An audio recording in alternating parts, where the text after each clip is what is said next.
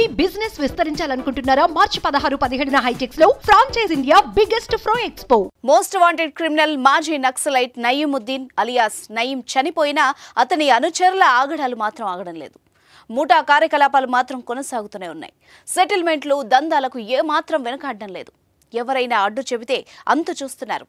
తాజాగా నయీం అనుచరుడు rowdy sheeter బాబా ఓ వ్యక్తిపై నడి రోడ్డు మీద వేట కొడవలితో దాడి చేశాడు.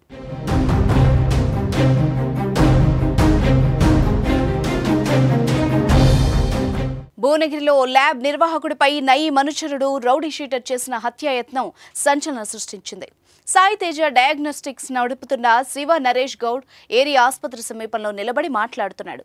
అదే సమయంలో నయీం అనుచరుడైన మాజీ నేరస్తుడు అంబులెన్స్ డ్రైవర్ ఎండి బాబా కత్తితో నరేష్ గౌడ్ పై వెనక నుంచి దాడి చేశాడు. వెంటనే అప్రమత్తమైన నరేష్ అక్కడి నుంచి పరుగులు తీశాడు.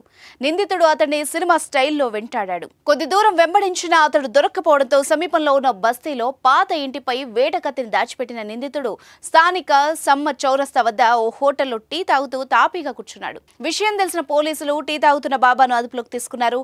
ఈ దాడి దృశ్యాలు సోషల్ మీడియాలో వైరల్ అయ్యాయి. అందరూ చూస్తుండగానే దాడి చేయడం స్థానికులను భయభ్రాంతులకు గురి చేసింది.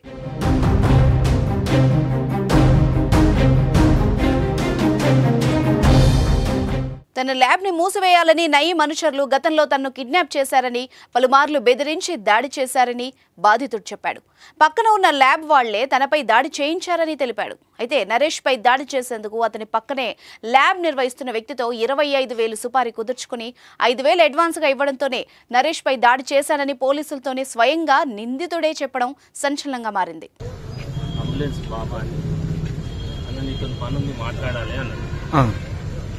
సరే అన్నాను. ఏం పని ఉంది డైరెక్ట్ మాట్లాడతా, పొద్దున వస్తాను.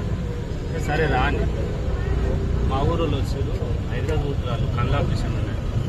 బయట మన మెడికల్ షాప్ ముందు నిలబడ్డాను. వాళ్ళకి మాట్లాడుతుంటే కొబ్బరి బొండలు నరికే కట్టి తీసుకొని వచ్చి ఇంకా నుంచి నరుకుతూనే ఉండేవి. మూడేట్లయితే నరికింది. ఎందుకు ఏంది అనేది మరి అతను ఎవరైనా పంపించిరా, మరి ఆయనకు నాకు ఎలాంటిది ఏం లేదు. 6 నెలల క్రితం వాళ్ళ తమ్ముడు కూడా వచ్చిండు, నేను చంపేస్తా అన్నాడు కాజా అని. ఆ రోజు కూడా నేను నీకు నాకేంద్రా నన్ను ఎందుకు చంపుతావు అన్నా. ఈ పక్కన రాయల్ డయాగ్నోస్టిక్స్ చెప్పి పక్కన అరుణ్ ఇద్దరు ఆర్ఎఫ్ డయాగ్నోస్టిక్ ఆయన కావాలని వీళ్ళే పంపించారని నా అనుమానం.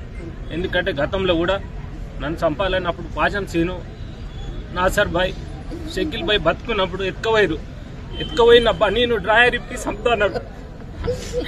అయినా ఎవరు చెప్పుకుందామంటే చంపేస్తా అన్నాడు. ఇప్పుడు వచ్చి చంపడానికి వస్తే నేను సరే చంపుతా, నేను వెనక తిరిగి మాట్లాడుతున్నా. వచ్చినారుతూనే ఉండు అని ఇష్టం ఉన్నట్టు. నయీం ఎన్కౌంటర్ తర్వాత కొన్ని రోజులు సైలెంట్ గా ఉన్న అతని అనుచరులు తర్వాత రెచ్చిపోతున్నారు. ఎక్కువగా భూ సెటిల్మెంట్లలో తలదూర్చడంతో పోలీసులు అలర్ట్ అయ్యి వాళ్లను అదుపులోకి తీసుకున్నారు. అప్పుడప్పుడు తమ ఉనికిని చాటుకుంటున్నారు. తాజాగా నయీం అనుచరుడు సుపారీ తీసుకుని నడి రోడ్డుపై దాడి చేయడం చర్చనీయాంశమైంది.